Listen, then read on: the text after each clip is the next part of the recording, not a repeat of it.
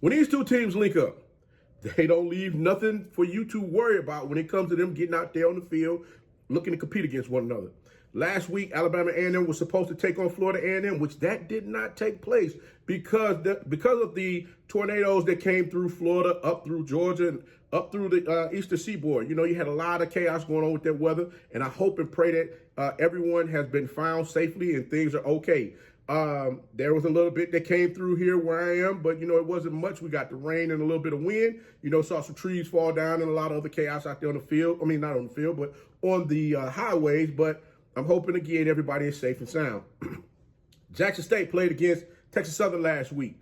They got out there. They showed everybody that they heard the noise, and they were looking to make sure that they showed everybody that they're more than capable of getting out there and handling business on the field like they're supposed to. And then this week, this is going to definitely be a conference game that everybody's going to be paying close attention to see exactly how things are going to go down between these two teams. Because you know what? You can only imagine Coach Maynard and the coaching staff over there at Alabama A&M, they're going to throw some wrenches in this thing, trying to get Jackson State off, you know, catch them off guard, especially since they had the extra week off to prepare for them in this game. Guys, we're going to go ahead and jump on in this thing right after this.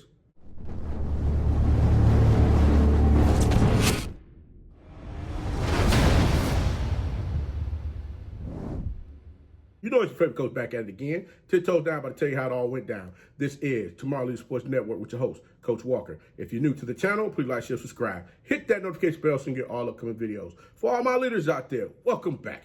Y'all know the drill. Y'all know the routine. If you haven't done so already, please like, comment, and share these videos, and tap the indicator to tell them to come on in. It's not a positive vibes. We just having a good time talking about HBCU sports. And don't forget, you can follow us on all social media platforms. The links are listed down below in the description. So without further ado, we're going to go ahead and get on in this thing. Because you're like, Coach, what's your take on all this? Well, listen, guys, I'm glad to be back in this thing. I'm glad to be back in this air chair, finally getting able to, you know, finally be able to sit before you guys and give you some commentary. I've been putting some articles up on the website.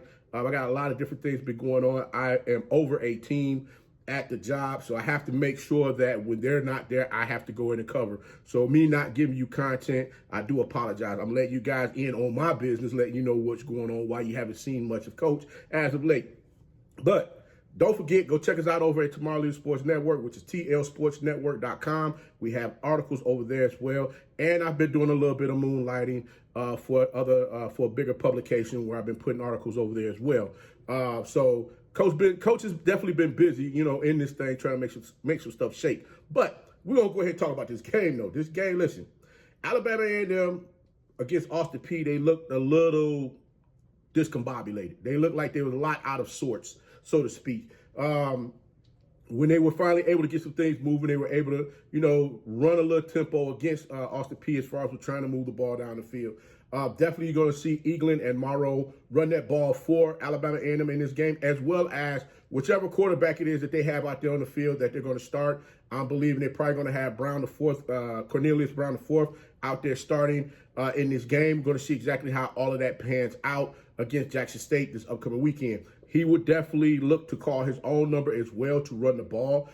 He might run a little RPO, or better yet, he might just stand back there, go 5 wide, and just, snap it, call his number, take off and run. So it's a lot to really digest. Jackson State's going to need to digest from a standpoint of making sure that they contain that contain that offense this upcoming weekend. Kind of like what they did against Texas Southern as far as with making sure that the young man over there was not able to run all up and down the field against them in the game that they, you know, I mean, they really gave, they put, I think I can say it how I want to say it now. I think I passed the 2-minute mark. I think they put belt to ass against them last week, let them know that this is what's going to take place when you come out here and try to line up and put these plays out here before us. We're going to go ahead and give you that. We got to give Jackson State defensive front, got to give them their props. They made sure that they were able to contain the gaps that, you know, were before them out there on the field.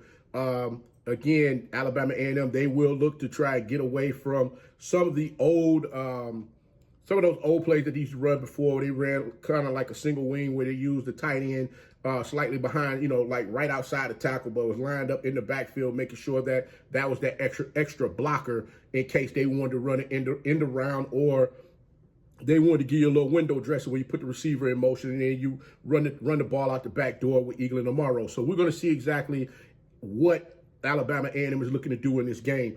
I'll definitely say this. One thing for certain is the quarterbacks for Alabama A&M, they would definitely look to try and get their receivers a single, in space with a one-on-one defender where they're able to throw the ball to that receiver. And if that defender for Jackson State does not make that open field tackle, you might be looking at that Alabama A&M player's Bulldog jersey in the end zone with the referee throwing his hands up saying touchdown. So one thing you got to make sure, Jackson State's going to need to make sure this week is that they're able to tackle and do the things that's required of them being out there on an island by themselves.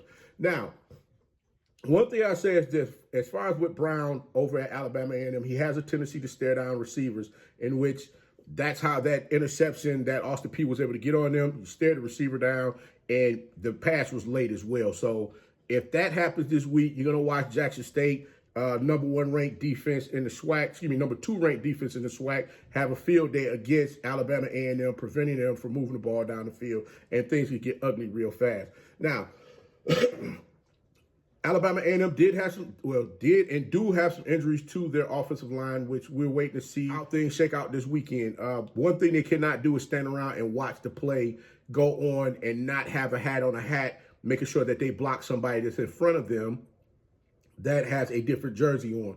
Hopefully Cameron Williams will be on the field this weekend against Jackson State. So we'll see how that, how all of that shakes up as well. Any of the other offensive linemen that are out for Alabama A&M, we'll wait and see how that takes place as well if they're out there playing. Now, Alabama A&M special teams, guys, I'm going to tell you right now, looking at what Austin Peay was able to do against their special teams on punt and kick returns, that was just terrible. You cannot allow speed to kill you all the time. You're going to kick that ball out of bounds, or you're going to kick it somewhere that's going to cause that playmaker that's going to be out there on the field to have to reevaluate if they want to pick that ball up or not, or let it just fall where it is and you guys touch the ball and they blow the whistle saying the play is over with. Because I'm going to tell you right now, Jackson State got a young man back there that if he gets a hold of that ball, you guys are going to be watching his jersey go up the sideline and the referee in the end zone saying touchdown. Because Terrell is no joke with that thing. So I'm just going to be I'm being honest with you guys. Texas Southern found out the hard way how this young man can flip the field for Jackson State real fast, returning kicks. So things are going to be interesting from a special team standpoint as well. I will say this, Jackson State, hopefully Jacoby Morgan is out there underneath center this week. He's able to throw passes to the Jackson State receivers that basically can take advantage of the open pockets within the defensive coverage for Alabama A&M. You're going to see, within that defensive front, they're going to run a 4-man front where they're going to have some zone as well as possibly a little bit of man mixed in there as far as depending upon the matchups that's out there on the field. So definitely look forward to seeing Jackson State receivers sit in those gaps within the defensive coverage that's going to allow them to catch passes from Jacoby Morgan to keep those chains moving and get up and down the field and put points on the board. Now, one thing I'll say about this as far as with Alabama A&M, they cannot afford to get behind on the chains. That is something that they cannot afford to do. They have to get out there and make sure they're able to continue to keep putting pressure on Jackson State defense, running the offense that they're more than capable of doing. Now, as far as with Alabama A&M, their receivers, their best receiver, or I say the favorite receiver from what I'm seeing, the quarterbacks out there on the field is Welch. He seems to be the speedster that's out there on the field catching passes from the Alabama A&M receivers. Jackson State, you cannot allow this young man to get behind your defensive coverage. If you do, and that quarterback puts one down the field, he's going to find a way to go get it, catch it, and score points with it for Alabama A&M to continue to keep doing their thing that they want to do, which is put points on the board and hopefully come up out of there with the W for the game. Now, Jackson State offensive line, you cannot afford to take a break off this week. Last week, you guys played some pretty damn good football. You're out there blocking. You stayed on your blocks till the whistle blew. One thing I say is just looking at that deep running back room that you guys have over there with Mulligan, Miller, Martin, Terrell Jr., as well as Jacoby Morgan, the quarterback, and McCoy, who's able to, both of those quarterbacks are able to pull the ball down and run that ball against any opposing teams. You guys got to make sure you hold on to that ball because Alabama A&M is going to be looking to strip that thing out your hands to give their team additional opportunities to score points on the board, or better yet, just more time for them to keep your offense off the field and run the clock out. So you guys got to make sure you're staying on point and handling your business like you need to.